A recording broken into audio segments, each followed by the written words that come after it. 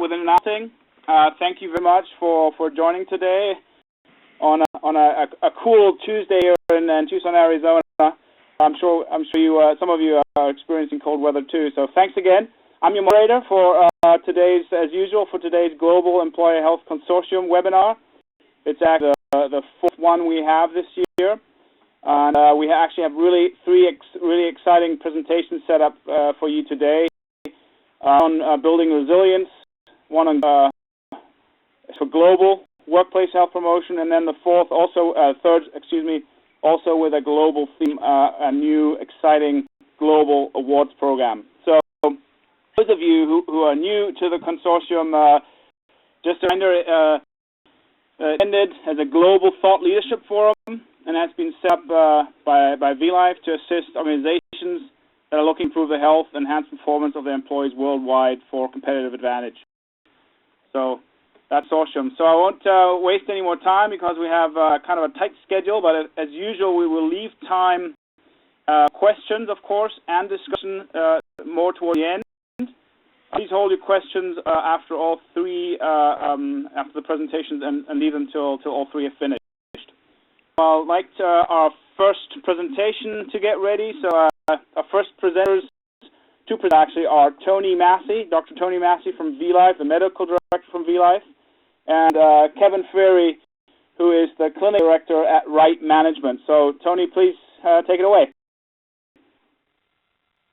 Thank you much, Wolf, and thank you for inviting me and Kevin to present at this consortium. And as I said, today we're going to talk about building resilience. And this represents a joint work done in partnership between vielife and management. And it is did analysis of our health risk data from the European Union, and working with Right Management, again, put this in a story that would make sense and allow us to think about what would be some reasonable next steps to take. Before we take too many next steps, let's ensure that we understand for this presentation what we mean by resilience. And what we're talking about is a set of conditions allowing people to adapt to different forms of adversity at different points in their lives. And inner strength, thing called food, or hardiness. What we know is that high levels of emotional and physical resilience empower employees to deal more successfully with their life events. What makes one person more resilient than another? What are factors of resilience? Well, the common things that are not modifiable, that you can't change, like your genetic predisposition, how old you are, and so forth. But there are things that are modifiable, and we know directly relate to emotional and physical resilience, nutrition, physical activity, sleep,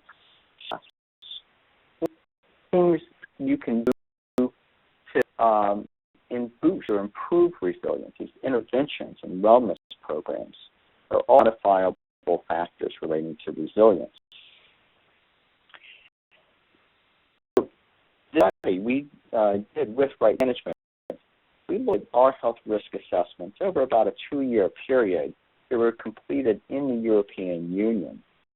Gave it a little more than 40,000 individual assessments to look at. And each vielife health risk assessment calculates scores by 12 subsections. And those subsections are the key resilience factors, as you can see. A score of 30 on a subsection would be a poor, below 30, I should say, is poor. A score of 50, just for reference, is average compared to a benchmark population. Or 70 or above would be considered excellent. If you have a poor score on a particular category, say nutrition, it indicates that you are at high risk for significant problems in this area. Let's see how we did. In the European Union, a little more than a third of employees scored poor on nutrition.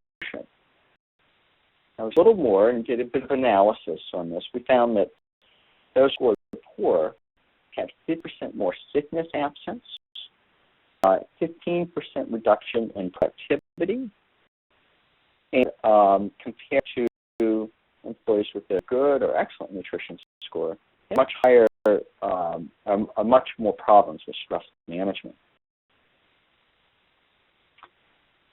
Okay, so look at the data, and again, sort of for illustrative purposes, we can see here these two different graphs. On the y-axis represents nutrition score for this, the nutrition subsection score, and 30 is poor. And on the x-axis, how a person rates for a particular category, in this case, work effectiveness and energy level. You can see as people rated less effective or having low energy, the nutrient score declined, and in really pretty much a linear fashion. Activity in the EU, over 40% of employees scored poor. And what we found, again, looking at the health risk assessment data we had, if you're poor, you had low energy levels, a lower perception of health, which is an important factor. A perception of health is a really good predictor for how your health will actually be over the next 12 months.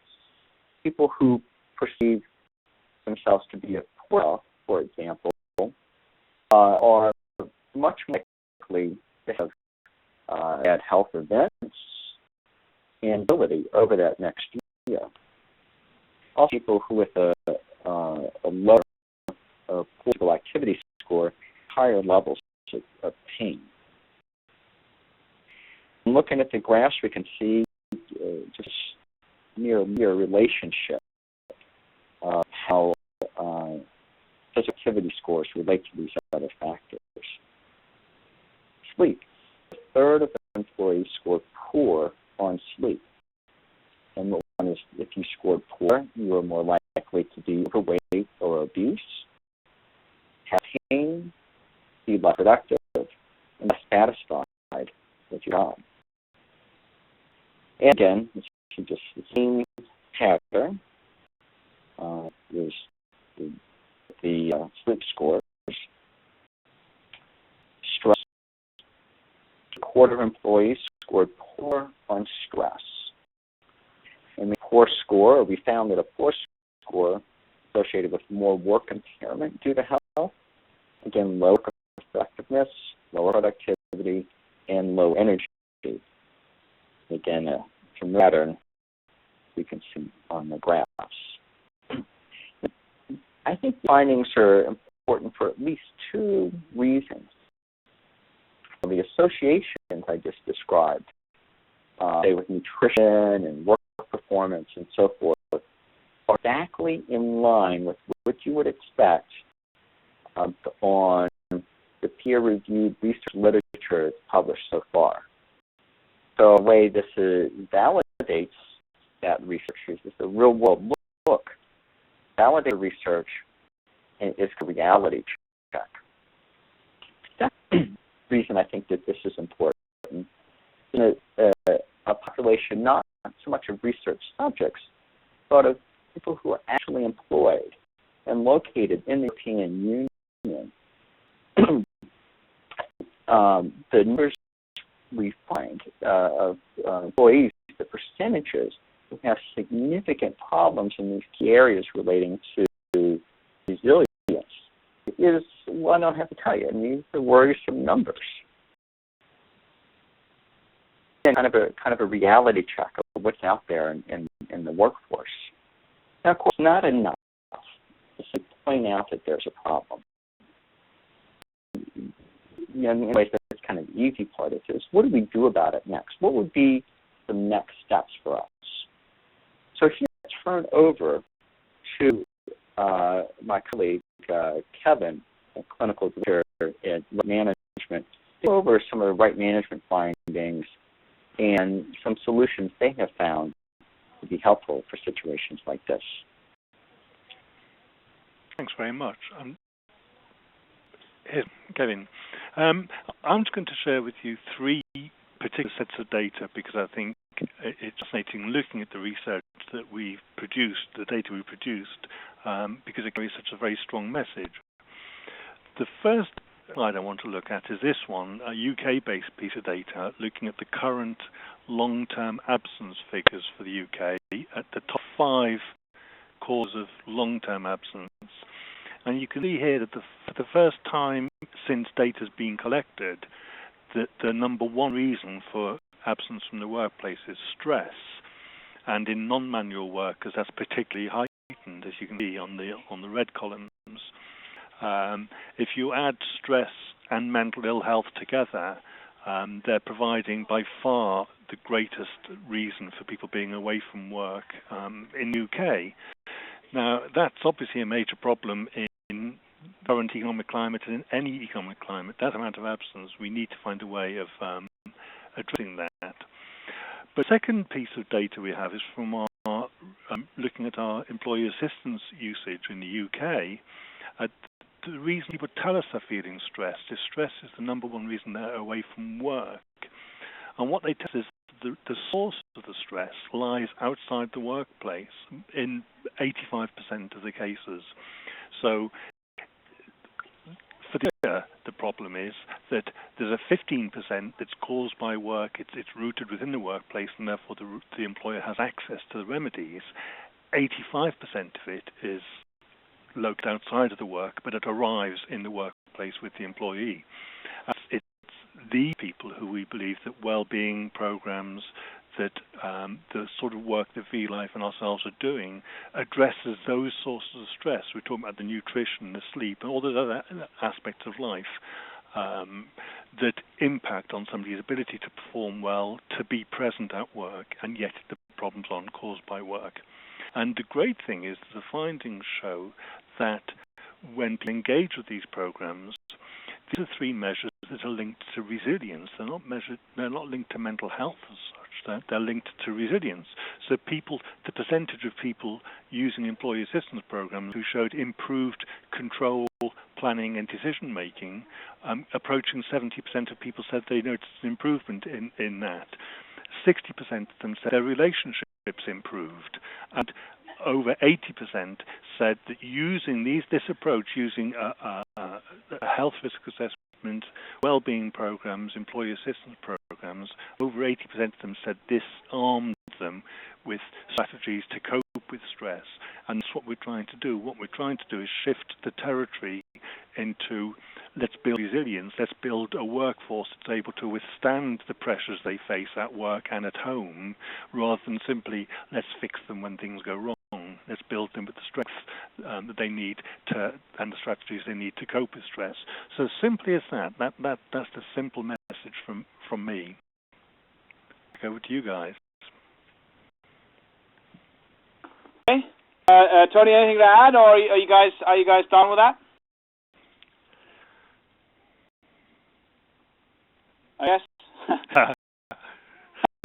Okay. Thanks very much, Kevin. Thanks very much, Tony. Okay. I'm going to move it right along. As I said, we've got a tight schedule, and then please hold your questions, write them down, and type in or even raise your hand for Barry Stokes right after our third presentation. Okay, our next presentation will be focusing on a global benchmarking study, and I'm going to hand it over to Barry Hall. Barry is the Principal of Talent and HR Solutions at Buck Consultants, and also add a little bit later on this presentation. But Barry, please go ahead. Thanks, Wolf, and thanks, Tony. And that was really interesting. I'm interested to discuss that more at the end of the call. So what I would like to share with you now, in very brief encapsulated form, is a major new study that we did over the last year and a half that we've just released a report on. This is a study called Winning Strategies in Global Workplace Health Promotion. What we did was looked in detail at 13 major employers, and you'll see them listed here. I know that several of these employers have represented on this call as well, so I'd like to thank all of these organizations for significant commitment and time that they put in to help us with this study. And you can see names here: Chevron, Dow Chemical, DuPont, Eaton, Goldman Sachs, IBM, Intel, John Deere, Johnson & Johnson, MOL Group, which is an energy company based in Hungary, Novartis, Nordisk, and Scania, for anyone who might be listening in and not able to see the slides. So these are the major companies, and the of this study was to extend. You may be familiar that we've been doing for the last 5 or 6 years, in conjunction with vielife and Wolf and some other partners, a whole survey of employers where we have thousands of employers from all around the world, and looking at the trends and what everyone is doing. Now, just looking at what everyone is doing doesn't necessarily mean that's the best practice or that's what's working.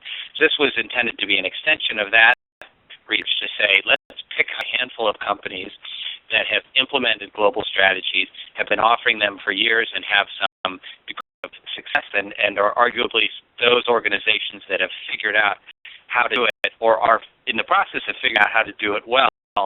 I don't know that any of them would say that they're all the way there yet. But what we learned from them, and so did this through, so these are organizations that were hand-selected as leaders. You'll be familiar with many, not all of them, through their case studies, through awards that they've won for their global workplace health promotion programs, et cetera. So these were selected, and what we did was did detailed interviews. We spent hours face-to-face or real-time with the leaders of these programs together, and then a lot of follow-up work as well. In order to really look, this was more of a qualitative rather than a quantitative study, to try to identify what are their leading objectives for their programs, how is their strategy structured, how are they structured internally, what programs are they offering, what are their challenges regionally, how do they get employees engaged, what types of vendors and suppliers do they use, what challenges do they face there, how do they measure their programs, etc. So these were the areas that we dug into, and based on this research, we collected a huge amount of data, of information. And what's shown here on this next slide is a word cloud, if you're familiar with these. This is based on the hundreds of thousands of words and hundreds of pages of interviews, notes, and research that we had on these organizations. And the larger a word appears, the more common it was within the document. So this is based on a massive amount of data, and it's just interesting to look at it. Every time I look at it, some different words pop out to me that I think can give some insights and meaning. But we came up with from the study at a high level, and what we'd like to share with you today in the minutes that we have are a set of key recommendations. These are what we distilled as kind of universally relevant and accepted good practices that these organizations have adhered to and have discovered to some extent, and that we would put out as recommendations to any organization to follow to help in successfully implementing workplace programs. So we're going to go through these 8 recommendations today at a high level. So the first one is, and before we kick off, do you want to add anything else at a high level on the? Maybe one quick one on the participants. I think, as you probably noticed, we have a majority of U.S.-based multinationals. They're all global, obviously, and some are European-based. And I think sometimes we get questions along those lines. I think that's somewhat a reflection of multinational employers, like maybe a proportional percentage who have a global strategy. That there seem to be more U.S.-based multinational employers with global strategies. I want to make that point. And there's a number of different reasons for it, like the field being a long tradition in the U.S. and mature. That may be one of them. But I'm sure we'll see more as the trend, as Barry's mentioned, the trend is going in that direction, that more and more multinational employers are adopting strategies to the issue. So that's a definite trend. Yeah, I wanted to add that. Thanks for that. I meant to make that point too. We did seek to have as good a mix as possible across different industries, across different countries, et cetera. But we're all multinational organizations, obviously. So I'm going to get into our first recommendation here. This one is pretty basic, but pretty awfully important, and that is obviously you need a strong global value proposition, and it needs to be tied to key business goals. And I know that sounds elementary, but I think that it was one thing that the board we talked to said they learned and relearned over and over again. It has to be tied into the business. And ideally, you can find one universal business metric or tie it into the business that everyone cares about, and that's perhaps ideal. Some organizations have been able to do that. Novartis mentioned absence as being a key thing that resonates globally around the world that they could tie back to the health of employees. But most organizations said it really can be a region-by-region or country-by-country effort to find what is it that business leaders care about in those regions, and how do you tie that back to the health of employees to drive those business issues. We have an example here from Dow Chemical in Latin America. It's done a lot of work, and I believe they've presented on this to this consortium before, talking about how health improvements are tied to very real business metrics, productivity, cycle times, quality rates, etc. Intense and other organizations is doing a lot from a global perspective in terms of looking at productivity and employee performance, and how can they relate that back to measurable changes and improvements in health status. So really an important foundation to be tying it to key business goals. Second recommendation is sort of the counterpart to that. It's important to have business goals, but equally important to not be completely focused on business outcomes, such as cost reduction, which is a key driver, obviously, for many U.S. organizations. But it needs to be about the health of the employees as well. And we have a few key phrases here that came out from some of our interviews to encapsulate what their programs are about: enhancing health and performance, raising the functionality of people to the highest level, maximizing human and company potential. How is the health of employees intricately tied into the performance of the organization? And as many different ways to do this probably as there are stations in the study, but we did definitely see some common themes there, and a real focus on health and well-being as being the primary emphasis. To add to that, Wolf? No, that's good. Would you like to take a few of these? Yeah. So the third recommendation that we have is spending adequate time and effort explain to employees the reasons, goals, and benefits for providing a health promotion program. Now, sometimes when we speak with some of the U.S.-based multinational employees, they're kind of scratching their heads. Well, that's kind of obvious. However, as for those of you in charge of global programs, you're probably aware of this and know this, that in some countries, not as common to have the employer take an active role in your personal health, like in the U.S., for example. So we have a quote here, if you can pull it up, Barry, in terms of certain countries within Europe are still challenging. Switzerland, Greece, for example. This is an experience of my companies. Into the concept that an employer should be involved in employee health. So that health is already, as I said, the concept itself is still difficult for them to embrace. That the employer gets into your kind of personal business, so to say, but help will try to help you. Another aspect here is also with the, if you can sorry, Barry, go back, yeah, exactly. Also with the healthcare system in those countries, the question is raised: why should we work on this when it's already offered by the national healthcare system? So, as you know, most countries do have some kind of form of nationalized or socialized health care. And from that perspective, some of the local sites, this is more kind of a manager regional perspective. They may say this or think this, that why look, there's this great health services out there. Why should we offer it? But I'm sure I need to mention all the reasons for you guys why that should be done. On the one hand, the employee kind of perspective, why is the employee getting into our business? And on the other hand, kind of the local site perspective. So I think that's really important to consider. The next one. The level of enthusiasm and engagement is higher in countries where the concept of workplace health promotion and related programs are newer.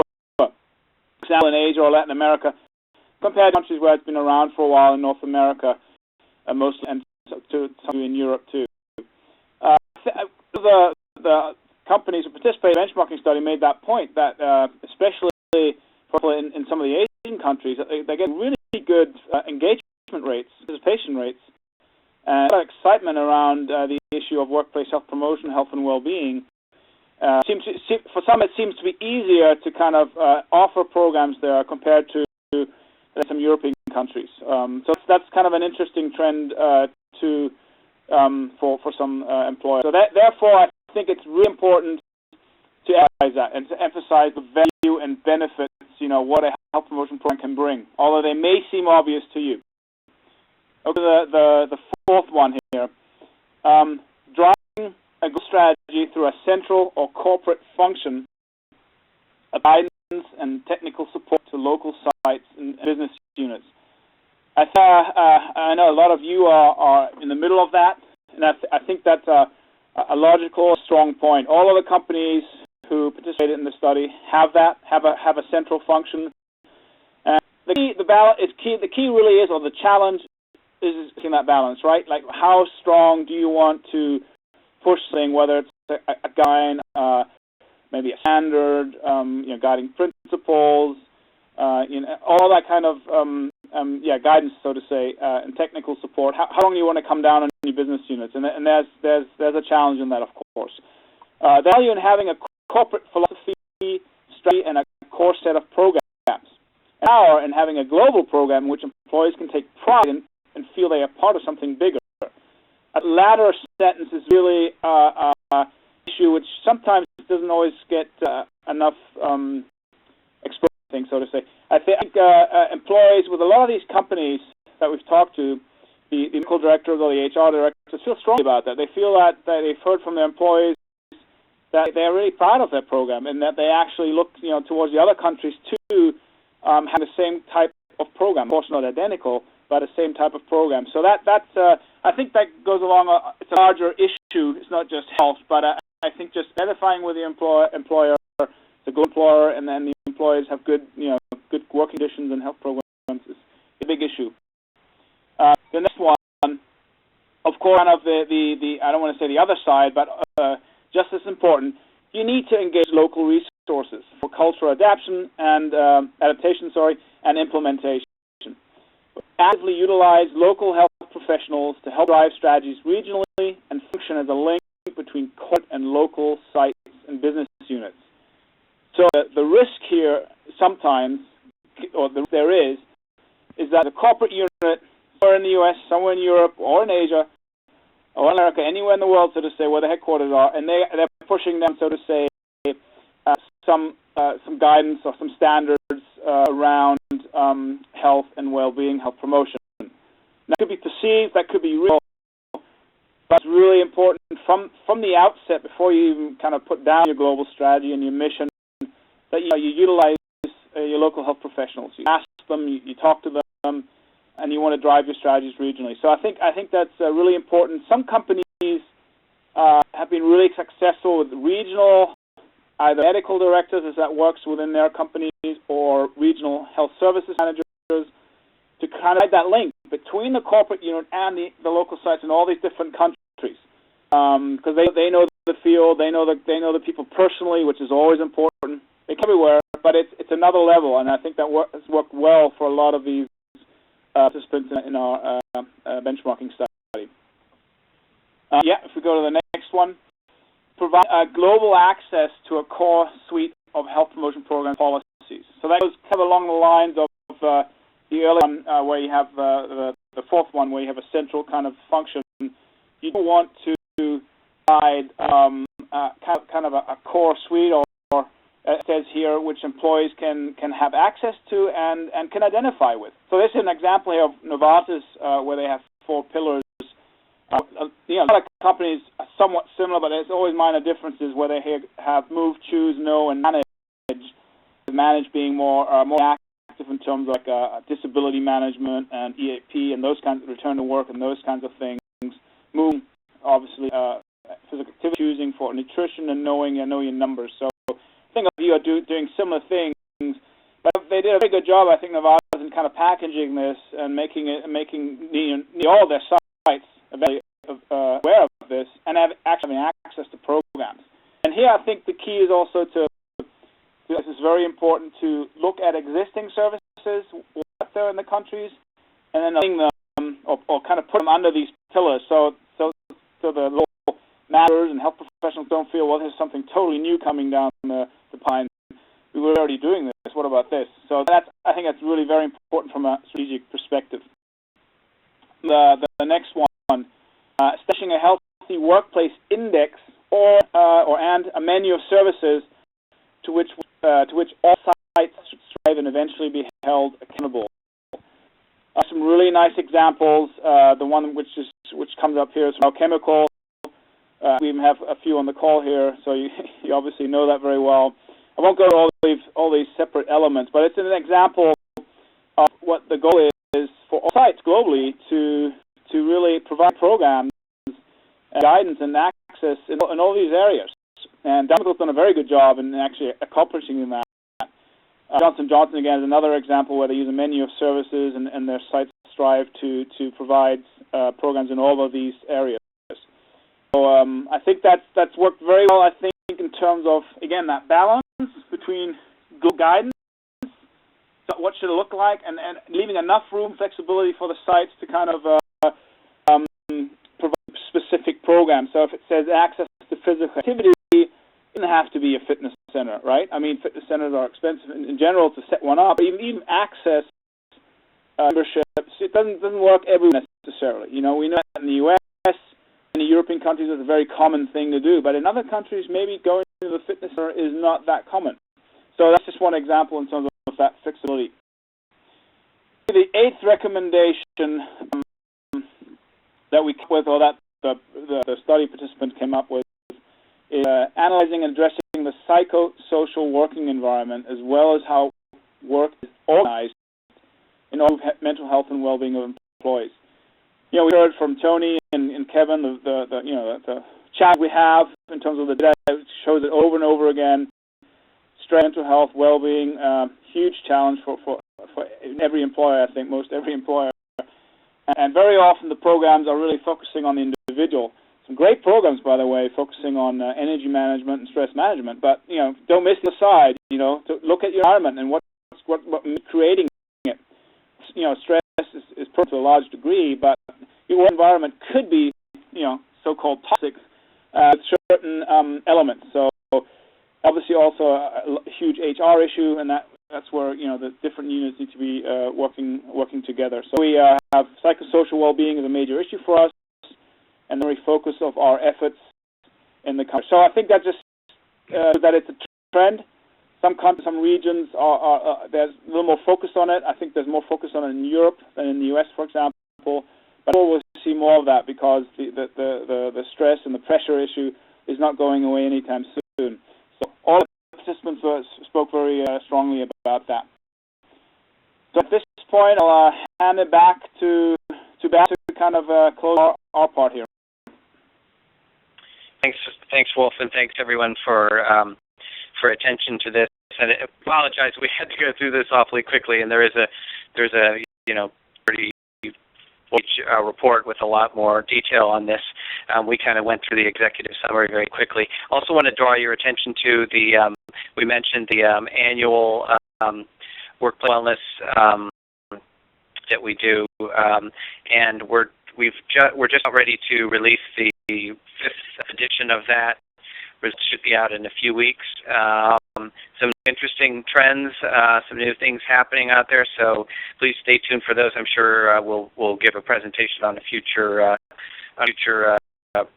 for this group, as well as you'll probably see it elsewhere. And I want to mention also for any of you who may be members of the Silicon Valley International Employers Forum, which is a group of technology companies, not all based in Silicon Valley, that Wolf and I will be presenting a special results for technology companies there, along with the global results at the Oracle headquarters the 7th, along with someone from IBM giving a deep dive on some of their programs as well. So hope some of you may be able to join us for that as well. Appreciate that. That's great. Okay, let's move on then, because we have another good presentation. I'm really excited about this. This kind of a truly global Healthy Workplace Awards program and summit. So I'll ask Tommy Hutchinson and Jon Comola. Tommy is the founder and CEO of iGenius, which is a whole community of social entrepreneurs. Jon Comola is the founder of GKEN, which stands for the Global Knowledge Exchange Network. And Jon will, I'm sure, tell you more about that organization. So please, Tom, do you want to kick it off? Thank you. And I'll and if Jon wants to add in, that would be most welcome. My name's Tommy Hutchinson. I'm from London and founder of this. And this is actually our first opportunity to a broad group of participants about this new project that we're working on, which we're about to announce in the next couple of weeks, with new global workplace health awards, and in London on the 11th and 12th of April. And in fact, the previous evening there'll be a reception beforehand. The purpose of these work awards and summit is to it's really to create awareness, not only in the Western world but throughout the world, about the importance of a healthy workplace and what that does to activity and general happiness. The program is also designed to celebrate the excellence that is out there in the world, hopefully many things that have not as yet been brought to most of our attention. So it'll be new stuff from other probably parts of the world that we haven't always recognized as a champion place. And thirdly, share better practice so that we all learn from different cultures, different experiences in how to approach this issue. And partners are GKEN, the Global Knowledge Network of Care, which is based in Austin, Texas. Kirsten International Health Consulting, which is varies, I think, Wolf from Berlin and Wisconsin, if I'm right, and iGenius. And as I said, we're a world community of social entrepreneurs. And we also have an advisory board and a lead sponsor of the Cigna Foundation. We are, of course, looking at partners as we get closer to the event. Awards will cover 3 categories. There'll be corporations, small and medium-sized enterprises, which is an area that's often not commonly recognized in workplace health, but it's something which the WHO is keen on. And also, before I go to the third category, looking for entries with programs along the lines of the WHO framework for work action. And that covers the physical working environment, personal health, resources, and also the relationship between the workplace and the work. Now, we recognize that not all of the corporate companies are going to be able to cover each of these areas in excellence. So we have a third category which is good at there are two of these areas that perhaps isn't good at them, because I think they may be particularly excellent in logical working environment, and that should be brought to a wider. Be a category award of $5,000 that wins the category, but all of the winners will be from a program of 12 months communication. We will be helping to promote and to share their excellent programs for 12 months after the summit in London. Basically, people can follow their story, engage with them, learn from, and perhaps even partner with them in different ways on that. That itself will take place, as I said, in London. Day event, but actually the preceding evening there will be in Parliament in Westminster. We are 100 of 100 top level academia, media, policymakers, and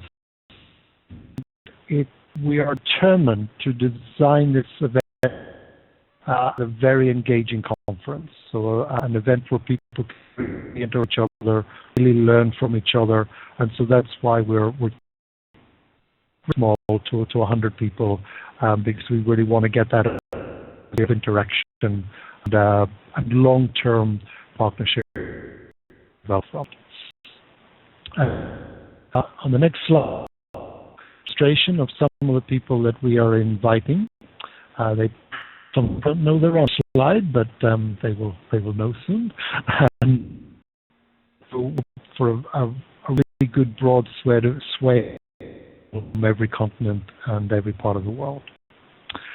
And finally, I think what is perhaps special about this program is that it's truly international.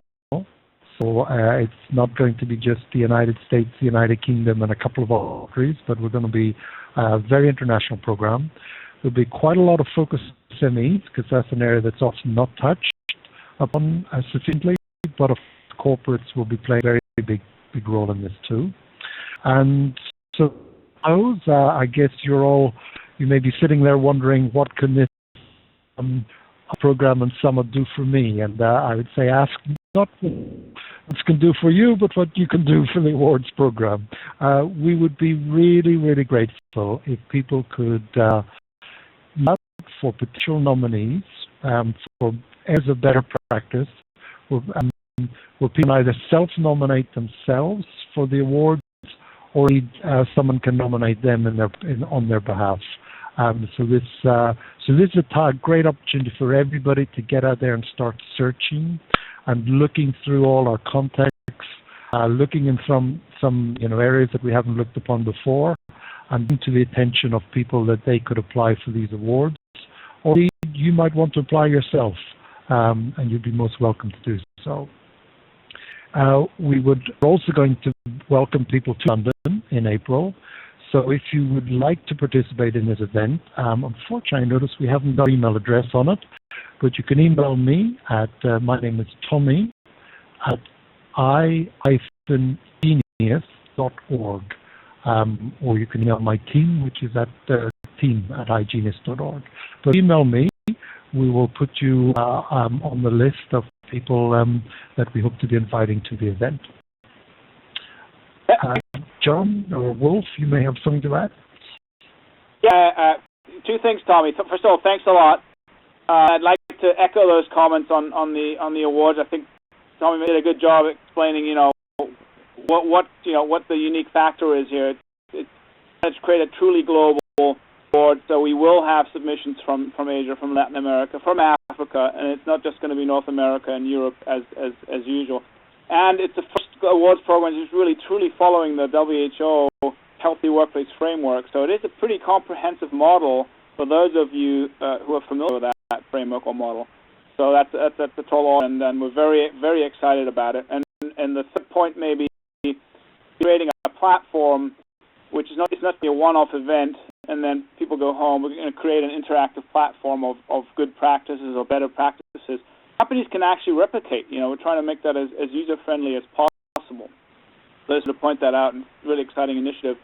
And Jon, if you could very quickly, and I'd like the attendees to think of questions, and while you're doing that, Jon, could you just quickly say introduce the GKEN just so people know more about the organization, because they're playing a leading role here, obviously. Okay, can you hear me, Wolf? There, yeah, good. Okay, good. Well, thank you. I'll just echo Tommy's great presentation of what we're all about and Wolf's orientation of that. We're delighted to not only speak with you today, but to have you engaged in what we're doing.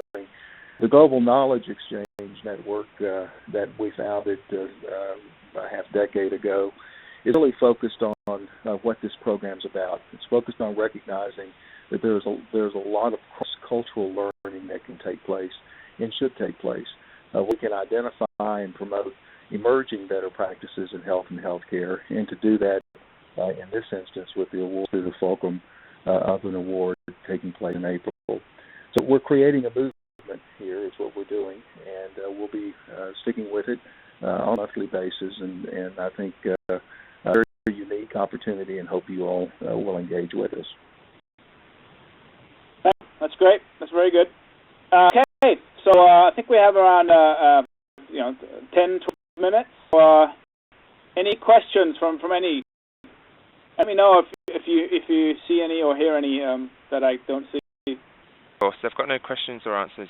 Questions reported in the field yet. But if people want to use the raise their hand icon under the participant section, where you see all the panelists listed in your screen in the WebEx console, I can unmute your line and you can ask questions directly to who you need to. While you're doing that, I'm going to have just a more practical question for Barry Hall. Barry, you talked about global survey, and I'm getting inquiries when the report will be out, more or less, for this year's the fifth annual survey. What's the latest update on that?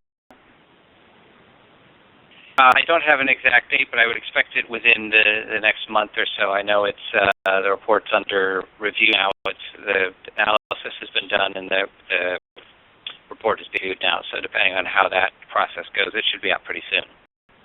Great, thanks. Yeah, very excited about the report this year. As always, it's always challenging to get companies and people participating in surveys because there's so many out there. But we got a lot of data out of China this year. That's not the only country, obviously, but we're much more than last time. So we're really excited to see what comes out of China in terms of trends, programs, and strategies, challenges, and so on. So that's one thing to look forward to. Doing now. Any questions along the lines? Nothing. As Barry said, please just click on raise your hand icon for a queue for questions.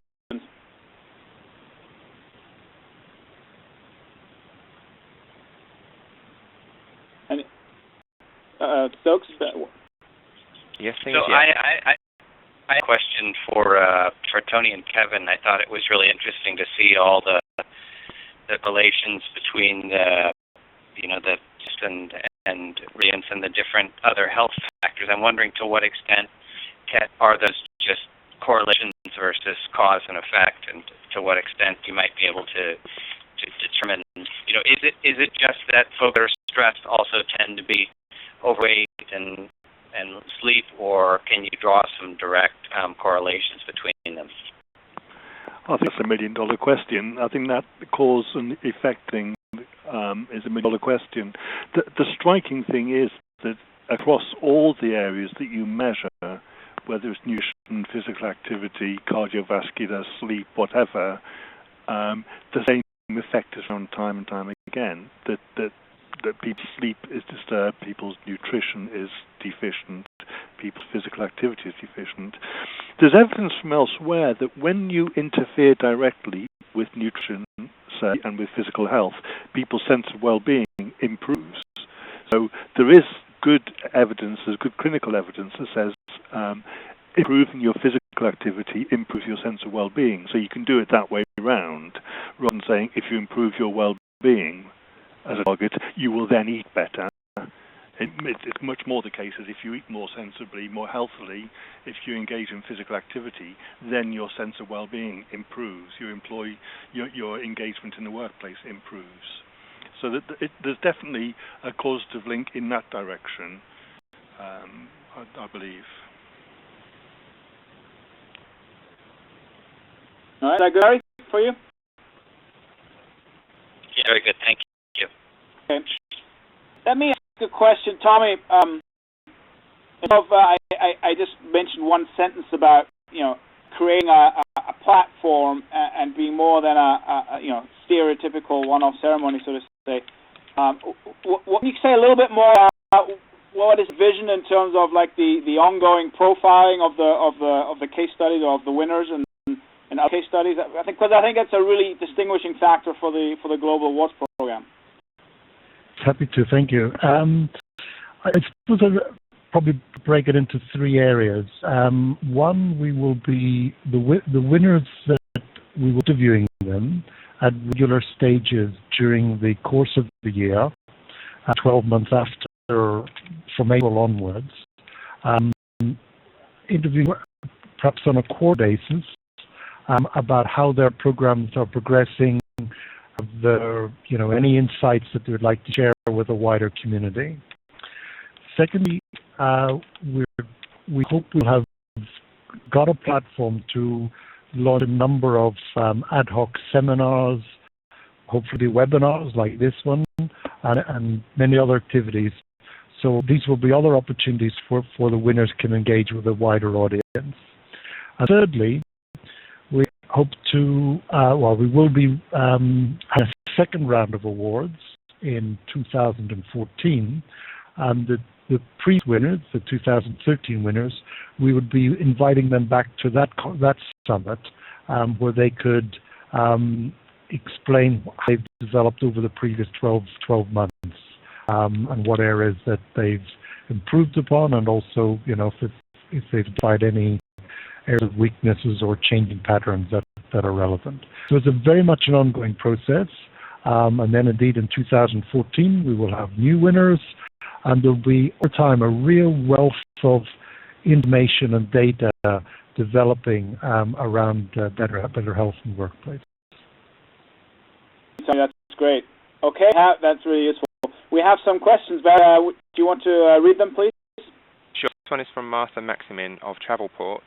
She asks, which is better, to promote exercise which improves mental health or support with coping strategies? And it doesn't say the question's for. It's Kevin here. It may be for me. Historically, people have provided support. Historically, people have looked at things when they get broken and seen what can we do to fix it, what support can we give you to fix it. Increasingly, what we're saying is helping people to take control of their own lives, to make positive steps for their own well-being is a much better way. It's much more cost-effective. It produces people who are happier, who feel better about themselves.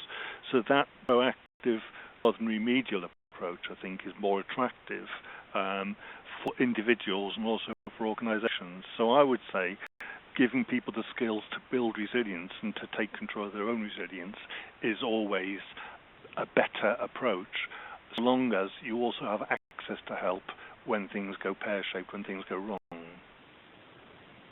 Yeah, great point, Kevin. I totally agree. And it kind of goes back to what I mentioned about the benchmarking study, the eighth recommendation, that also, looking at your psychosocial environment is really key, so you can avoid some of these things. Don't always have to react to a situation through an EAP program or so on.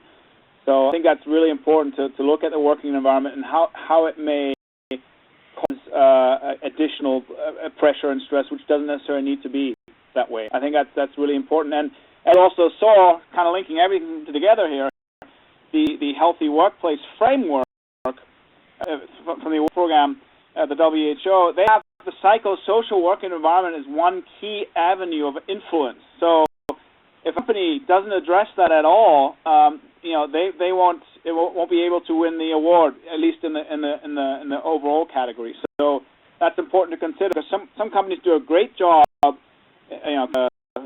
of taking consideration or being guarded about the risks of physical work environment, but not so much the psychosocial. I just wanted to make that point and kind of tie it together.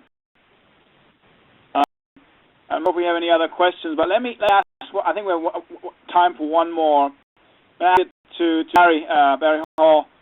On a benchmarking study, I think we briefly touched upon it, but I'd like to hear it. Did you see any differences in the approach between the U.S.-based companies and the European ones had in the study? Anything come to mind, or was it just really every employer was more or less different? What do you think? Yeah, that is a good question. I think there were some differences, but given that all of the organizations were responsible for U.S. as well as non-U.S. programs, I think the perspectives might have been a little bit different. I do think that when we got into areas such as measurement, and like on the topic of ROI, for example, that some of the differences were more striking in terms of how the organizations tended to think about measurement, justification of the programs in that, and I don't think there's any universal statement, but I think that even the concept of ROI was sort of a more, return on investment was more of a, kind of came from the U.S.-based organizations as what they felt that their leadership looking for, whereas it might have been some of the same concepts with other organizations and U.S. organizations, but it was typically stated a bit differently. Do you recall that as well, some of those discussions, Wolf? Yeah, that's a great point. I totally agree. And that came out of the recommendations, too, I think, in terms of making really focus on not just the social benefits. So, yeah, that's a good one. I think we're close to the end of the hour. Everybody for participating. I just wanted to get your attention to the slide here that there is the website that we have, discussglobalwellness.com, and also we have it on YouTube to access the recordings from past webinars. So please take advantage of that. Ask questions if you have any, or you can either contact any of us through email, but this is a good interactive portion of the Global Employee Health Consortium. So I would like to give a special mention a special thanks to the speakers. Thanks for taking the time. You did a great job. Thanks to Barry at vielife too for putting this together, and thanks for everybody for attending. And look forward to the next one, next webinar. So thank you very much, and have a good rest of your day. Thank you. Thank you.